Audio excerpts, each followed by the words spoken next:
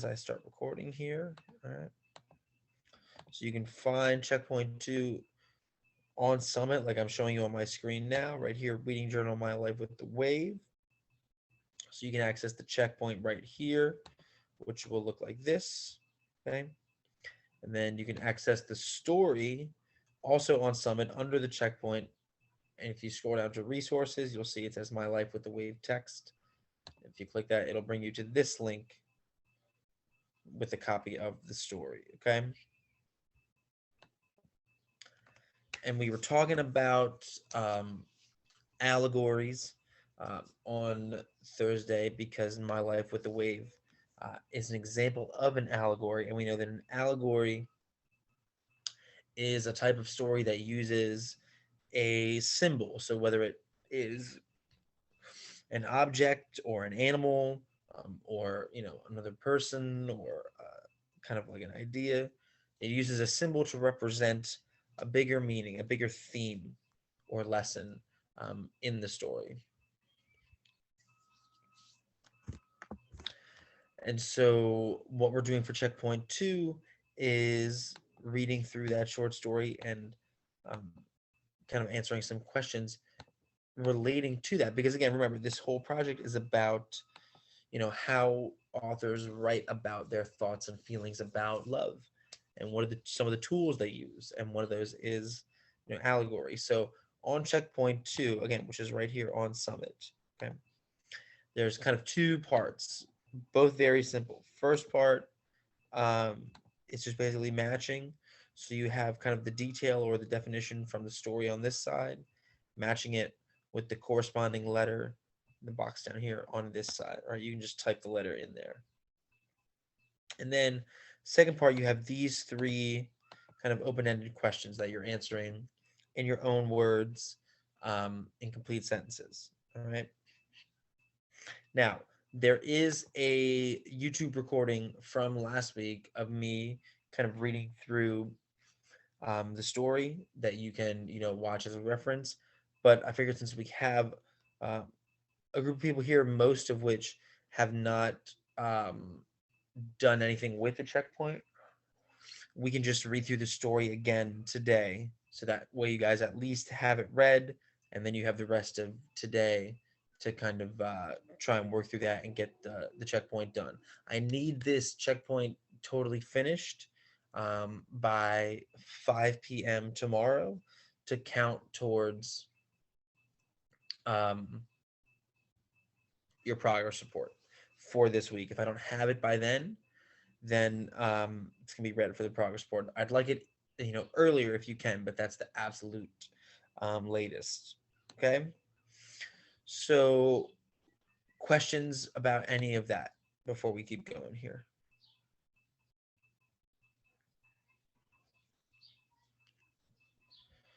Questions about the checkpoint, where to find it on Summit, what we're doing with it, anything like that?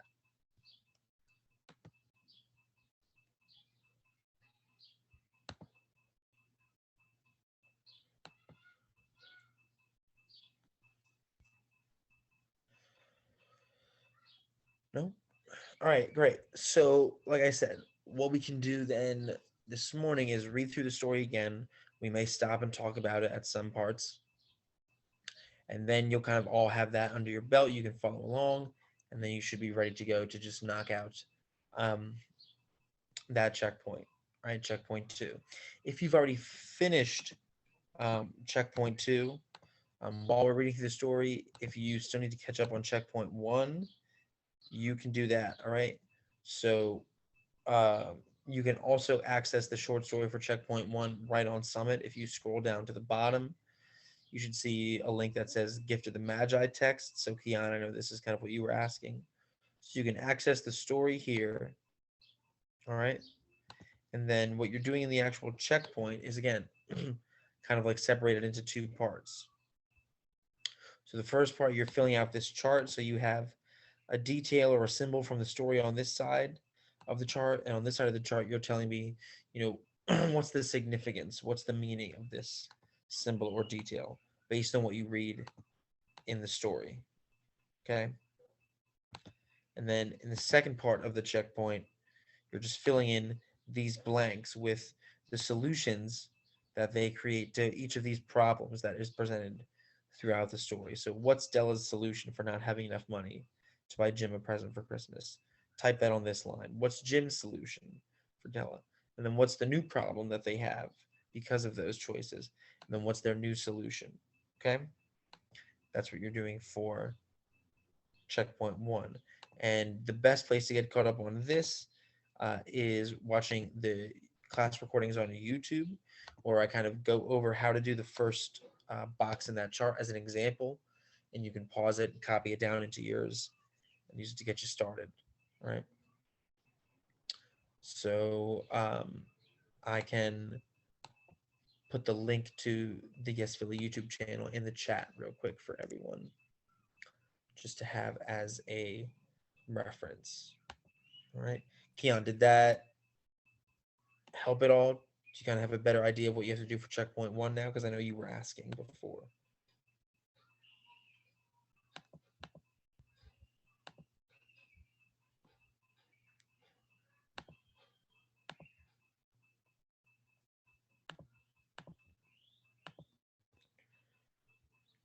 Cool. Great. And here is the YouTube channel link, right, for everybody. And what we're going to do now, again, is try and go through the short story here for checkpoint two. So like I said, you can access it on Summit under the one that says My Life with a Wave text. I will also be sharing my screen here, and we can follow along this way, okay? So as we're reading through this, again, we're thinking about, how is this story an example of an allegory? So what might the wave, and the author's relationship with it, what might it be symbolizing, or what might it be representing? What might it be kind of a bigger metaphor for? Because that's what allegories are all about. Okay.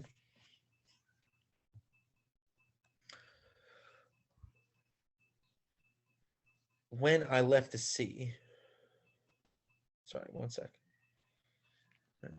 When I left the sea, a wave moved ahead of the others. She was tall and light. In spite of the shouts of the others who grabbed her by her floating skirts, she clutched my arm and went leaping off with me. I didn't want to say anything to her because it hurt me to shame her in front of her friends. Besides, the furious stares of the larger waves paralyzed me. When we go to town, when we got, when we got to town, I explained to her that it was impossible, that life in the city was not what she had been able to imagine with all the ingenuousness of a wave that had never left the sea. She watched me gravely. No, her decision was made. She couldn't go back. I tried sweetness, harshness, irony. She screamed, hugged, threatened. I had to apologize. So, just from that first paragraph alone, what do we notice about the way the author is talking about and describing the wave? Is he talking about it like it's just a wave, or is he talking about it like it's an actual person?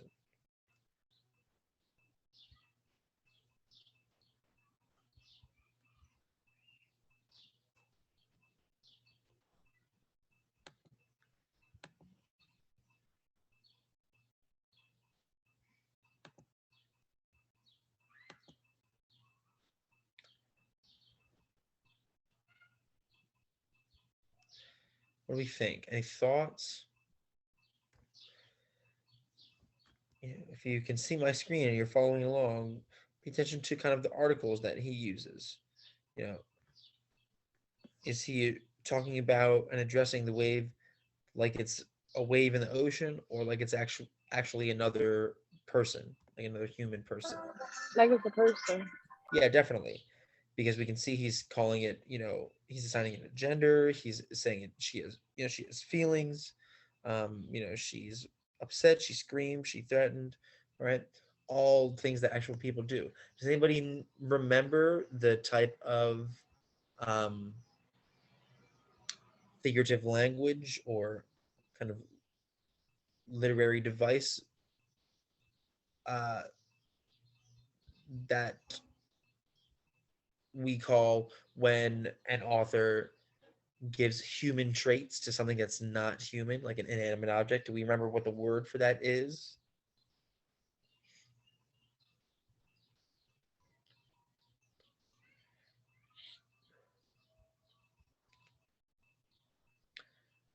When you give human uh, characteristics to something, to like an inanimate object, there's a word for that, a type of literary device. Do you remember what that word is? It starts with a P.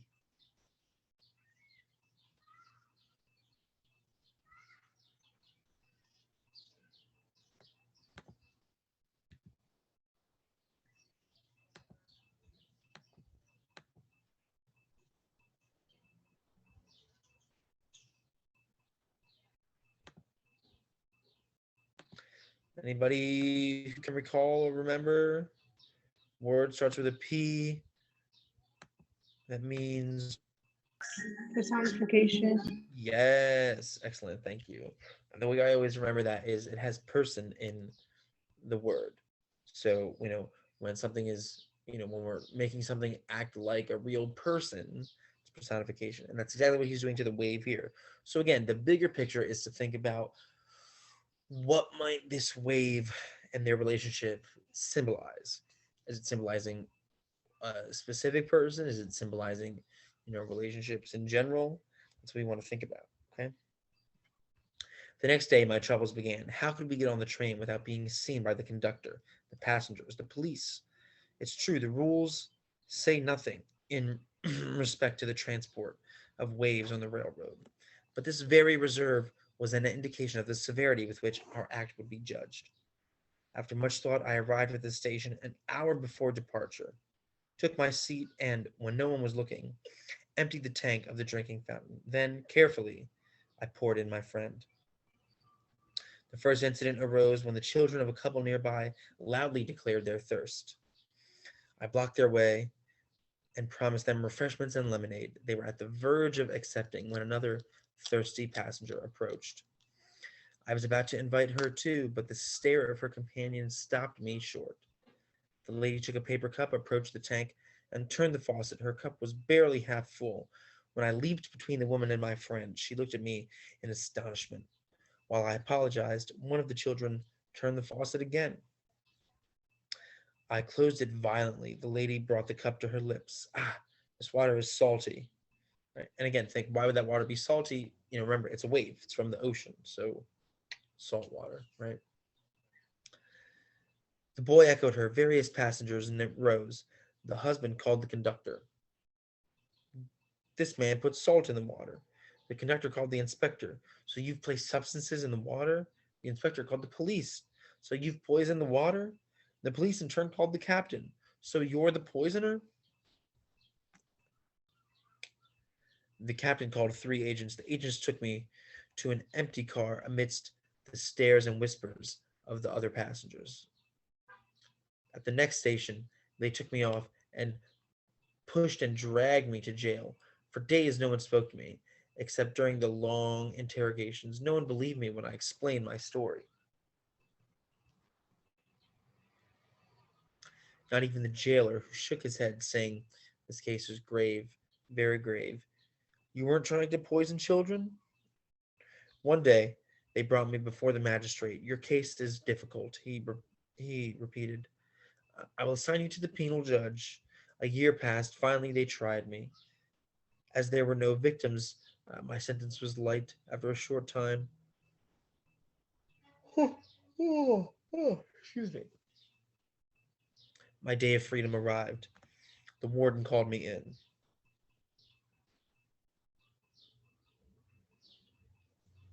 "Well, now you're free.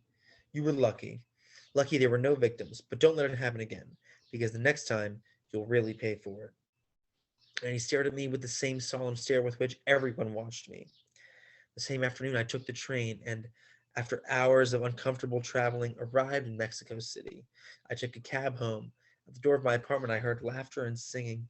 I felt a pain in my chest, like the smack of a wave of surprise when surprise smacks us in the chest. My friend was there, singing and laughing as always. "How did you get back?" "Easy, on the train. Someone, after making sure that I was only salt water, poured me into the engine. It was a rough trip. Soon I was a white plume of vapor. Then I fell into a fine rain on the machine. I thinned out a lot. I lost many drops. Her presence changed my life.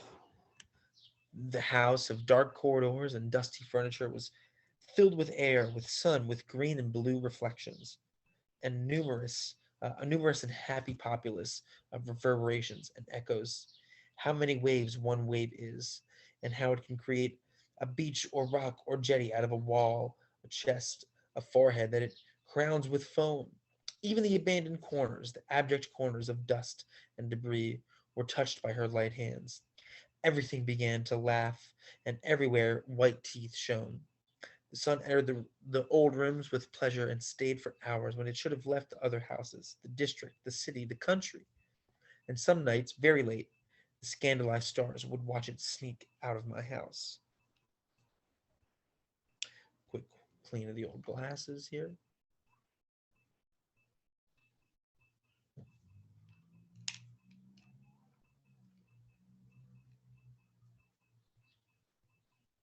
Better. Love was a game, a perpetual creation. Everything was a beach, sand, a bed with sheets that were always fresh. If I embraced her, she would swell with pride, incredibly tall, like the liquid stalk of a poplar, and soon that thinness would flower into a fountain of white feathers, into a plume of laughs that fell over my head and back and covered me with whiteness. Or she would stretch out in front of me, infinite as the horizon, until I too became horizon and silence. Full and sinuous, she would envelop me like music or some giant lips. Her presence was a going and coming of caresses, of murmurs, of kisses. Plunging into her waters, I would be drenched to the socks, and then, in the wink of an eye, find myself high above, at a dizzying height, mysteriously suspended, to fall like a stone, and feel myself gently deposited on dry land, like a feather. Nothing is comparable to sleeping it rocked in those waters, unless it is waking, pounded by a thousand happy light lashes, by a thousand assaults that withdraw laughing. And so, we talked about this a little bit last time as we were reading with a few of you who are here today, but um, again, so up to this point, how does his relationship with the waves seem? Does it seem like they're happy, they're having a good time, or does it seem like stuff is not going so well? What do you think? Maybe somebody we haven't heard from yet, like Keon or Deja.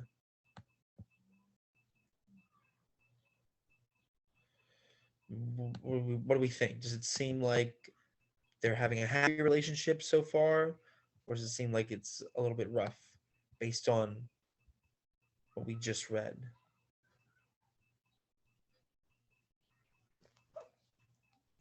You can answer in the chat or you can come off mute.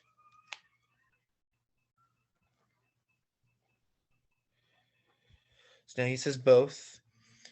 And when you say both, Zenelia, where do you think we've seen it be bad and where do you think we've seen it be happy? Can you kind of, you know, can you explain that a little bit? What's the good part and what's the bad part that we've seen so far?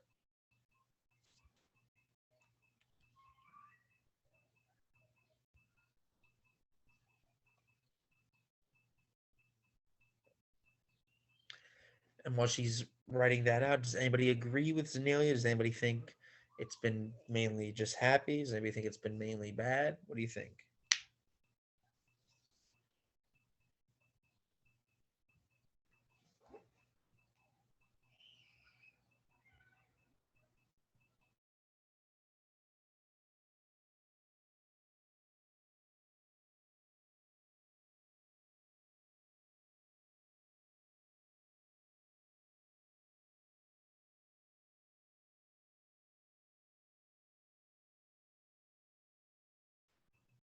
Goes to jail up here for trying to kind of carry the wave on the subway.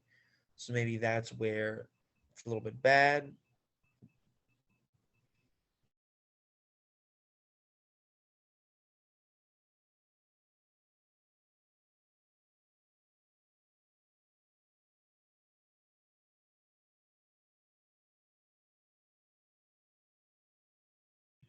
Sorry about that, y'all. My Wi-Fi has been kind of wonky on my laptop lately. I'm trying to figure it out. So Oh, I can't start video because I'm still sharing my screen. Oh no, I guess not.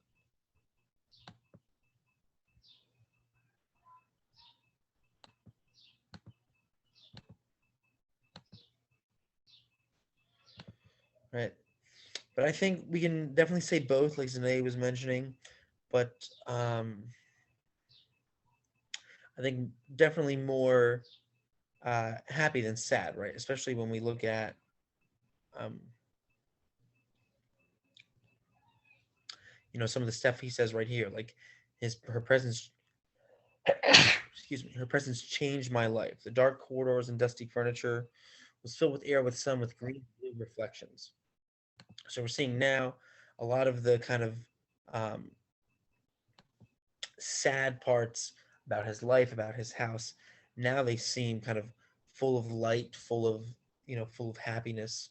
So we think about it almost like, when a person is single and maybe they're a little bit depressed and they don't really care about how they look or how their house looks or anything like that.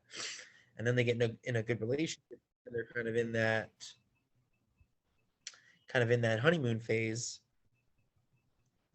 Everything starts to seem really, really cool. That's kind of what we're seeing here. All right.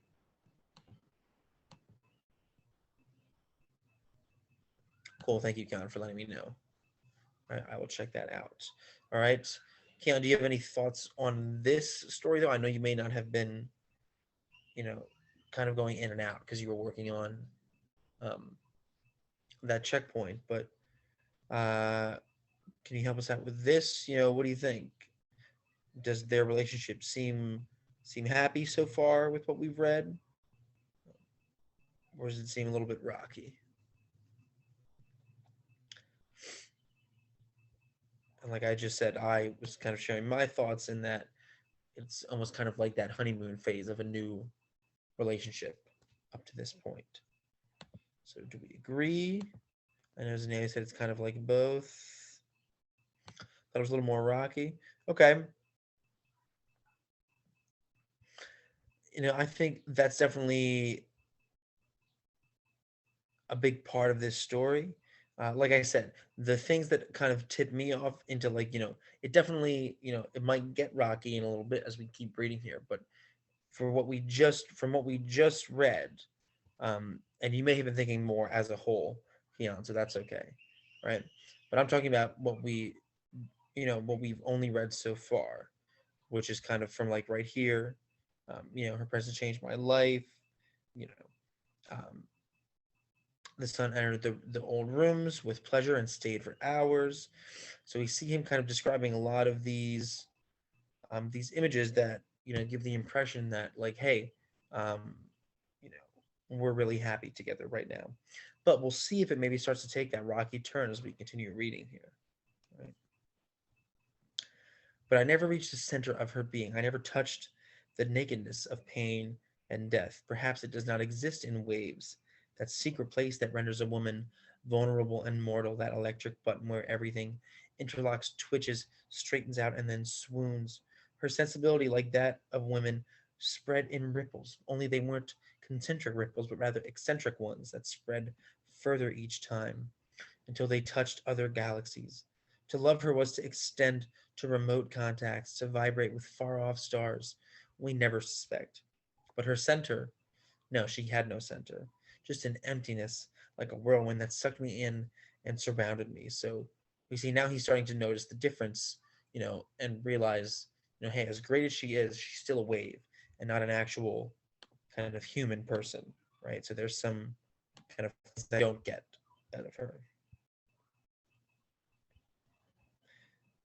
Story had ups and downs. This was more in the happy tone or the happy time. Yeah, I agree, Keon.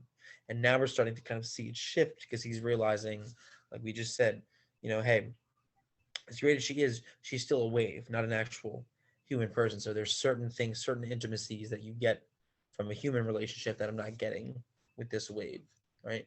And again, big picture here is we're thinking about the whole time, what is he using this wave to represent, right? Stretched out side by side, we exchanged confidences, whispers, smiles. Curled up, she fell on my chest and unfolded there like a vegetation of murmurs. She sang in my ear a little seashell. She became humble and transparent, clutching my feet like a small animal. Calm water. She was so clear I could read all of her thoughts. On certain nights, her skin was covered with the phosphorescence, and to embrace her was to embrace a piece of night tattooed with fire. But she also became black and bitter. At unexpected hours, she roared, moaned, twisted. Her groans woke the neighbors. Upon hearing her, the sea wind would scratch at the door of the house or rave in a loud voice on the roof. Cloudy days irritated her. She broke furniture, said foul words, covered me with insults and gray and greenish foam. She spat, cried, swore, prophesied. Subject to the moon, the stars, the influence of the light of other worlds, she changed her moods and appearance in a way that I thought fantastic, but was as fatal as the tide. She began to complain of solitude. I filled the house with shells and conches, with small sailboats that in her days of fury she shipwrecked, along with the others, laden with images that each night left my forehead and sunk in her ferocious or gentle whirlwinds. How many little treasures were lost in that time? But my boats and the silent song of the shells were not enough. I had to install a colony of fish in the house. It was not without jealousy that I watched them swimming in my friend, caressing her breast, sleeping between her legs, adorning her hair with little flashes of color. Among those fish were a few particularly repulsive and ferocious ones, little tigers from the aquarium with large fixed eyes and jagged and bloodthirsty mouths. I don't know by what aberration my friend delighted in playing with them, shamelessly showing them a preference whose significance I prefer to ignore. She passed long hours before, or excuse me, she passed long hours confined with those horrible creatures. One day, I couldn't stand it anymore. I flung open the door and threw myself on them. Agile and ghostly, they slipped between my hands, and she laughed and pounded me until I fell. I thought I was drowning, and when I was purple and at the point of death, she deposited me on the bank and began to kiss me, saying I don't know what things. I felt very weak, fatigued, and humiliated, and at the same time, her voluptuousness made me close my eyes because her voice was sweet, and she spoke to me of the delicious death of the drowned. When I came to my senses, I began to fear and hate her. So we can see, like Keon mentioned, stories going in up and downs. And before we had kind of the happy time, and now we see it's much more toxic, much more, aggressive here. And, he's realizing she's kind of getting very ornery and, moody. And why do we think that might be? You know, where, where does a wave belong? In the ocean or in somebody's house? What do you think?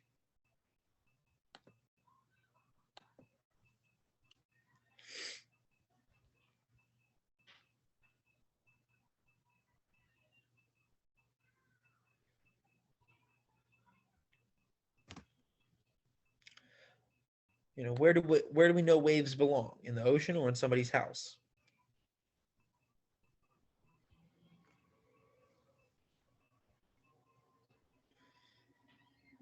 And if we know that, why can we say may she be becoming really moody and angry? All of a sudden, what do we think the wave is starting to realize here?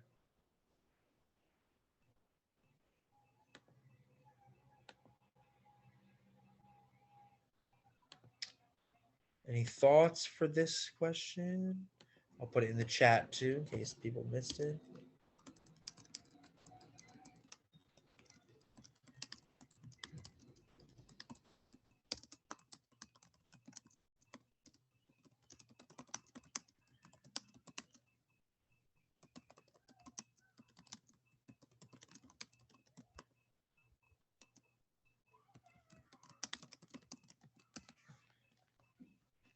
What do we think?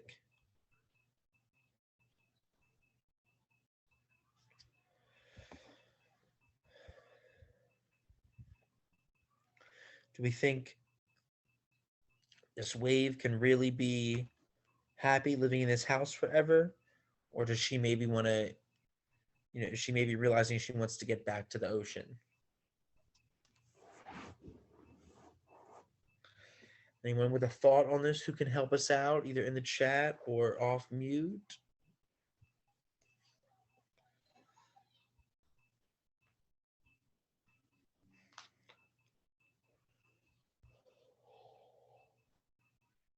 Oh, excuse me.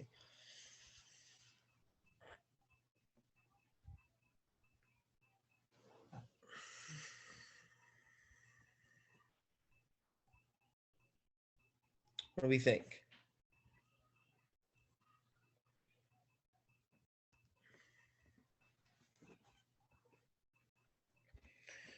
Are we live out there, or have we drifted off just like the wave drifts off to the ocean?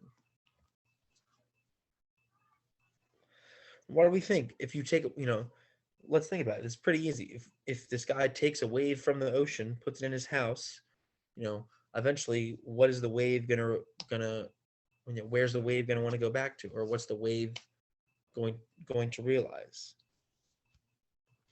And so that should give us a clue as to why the wave has become so upset and kind of moody and angry all of a sudden.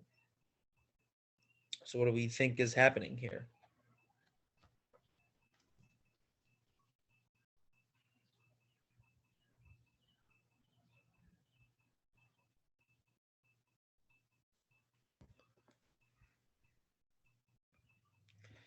Anybody with a thought? Zenalia, Salima, Kian, Deja, anybody still out there who can help us out with this?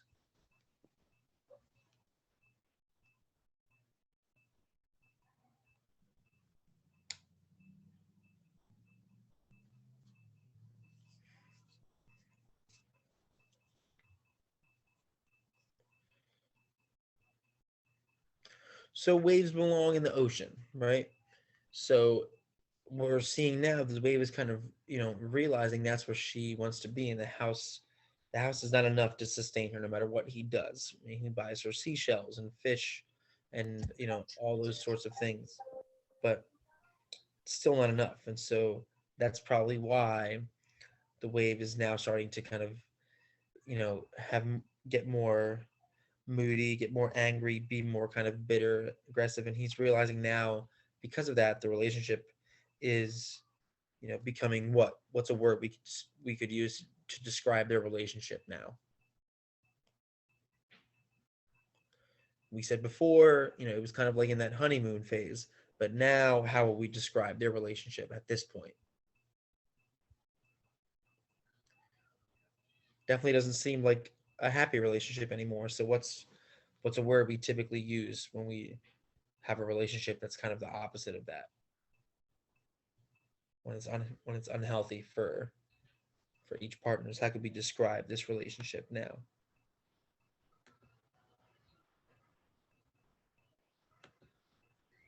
It's a word we could use. The one I'm thinking of starts with a T.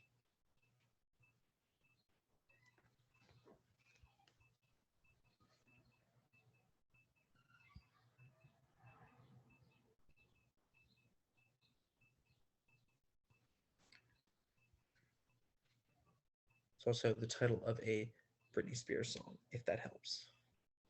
But how would we describe their relationship now? It's definitely not happy. Definitely not uh, kind of in the honeymoon phase. So what's kind of the opposite of that? How would we describe it now? Is there a word we can use or that we can think of? I heard somebody come off mute before, like they were about to answer. Have we retreated now?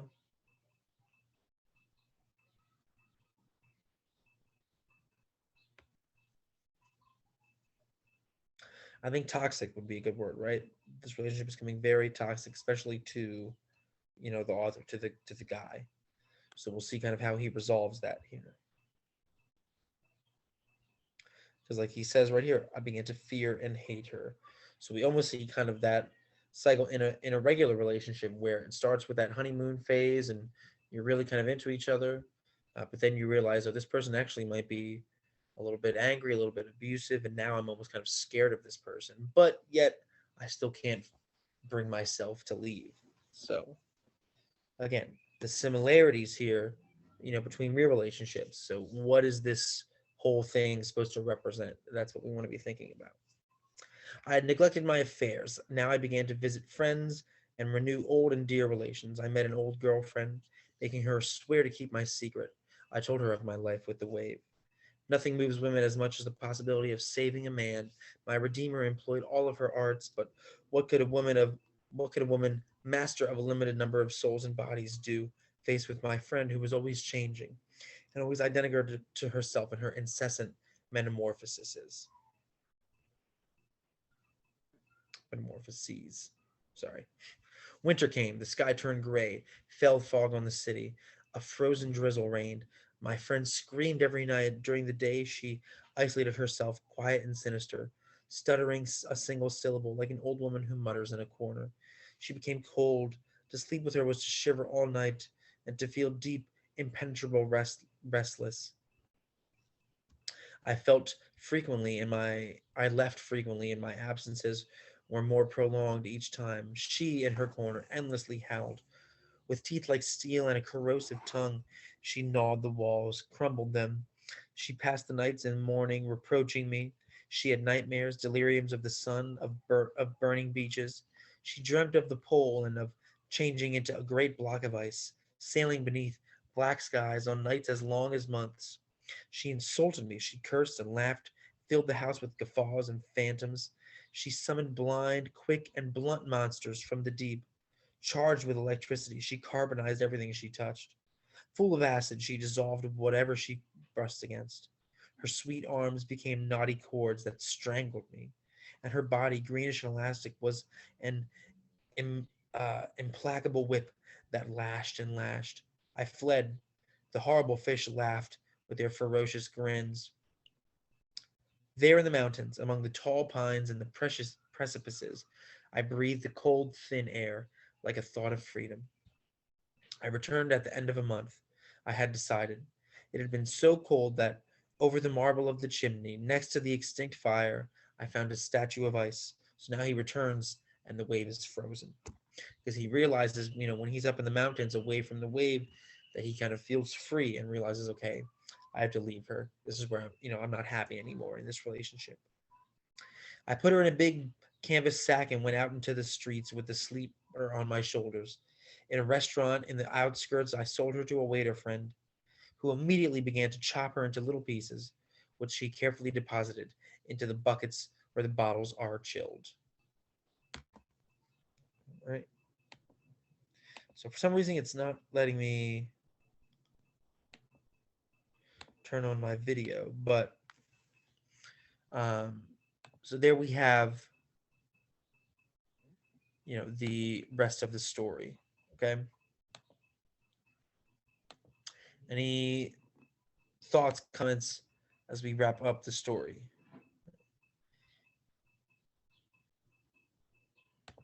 All right. So again, what you're doing for checkpoint 2, as we kind of wrap up here, so we're almost out of time. All right. You're finding it right here on Summit.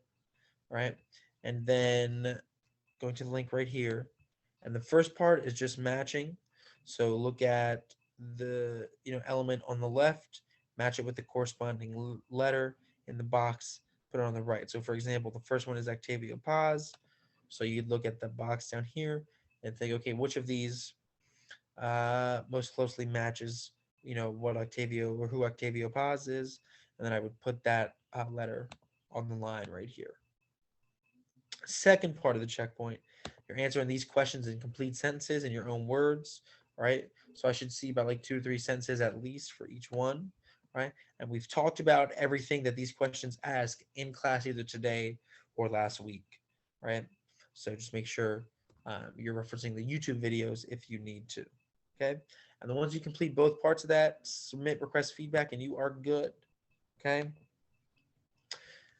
Ladies and gents, what I'd like you to do now before we go is put a 1 to 5 in the chat um, of your understanding with what you have to do for checkpoint 2. Since again, I'm going to be looking for this by the end of the day tomorrow, since it was already overdue after the weekend, and this will count for progress report number 2.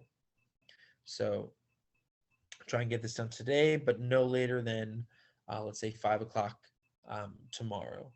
Right. So after the afternoon lab, have a little bit of time.